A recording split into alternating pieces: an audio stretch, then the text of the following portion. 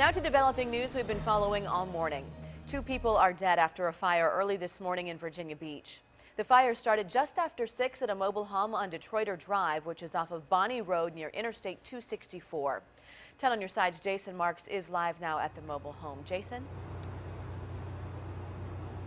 Yeah, Katie, and when you look at the home and you could see how big the fire was, how intense it was, you can start to understand how 2 people could not get out.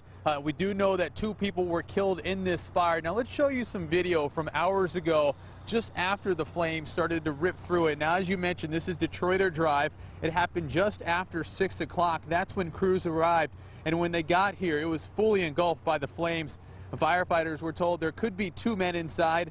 Once crews were able to go in, they did find both bodies. Now, we're told the fire likely began in the front of the home. That's the same place where the bodies were found. The bedrooms are in the back, so there is some belief amongst fire officials that the 2 men could have been trying to get out, and they just could not. We spoke with a woman who was watching our newscast this morning and saw the home, knew the 2 men inside, and just had to come down here and see it for herself. They were just lovable guys. They really and truly were.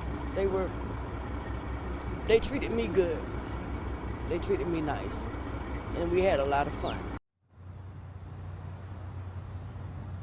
Friends and family really believe that the 2 men are the roommates, but fire officials aren't confirming that yet. They say the bodies were so badly burned, they have to be taken to the medical examiner's office to determine who they are.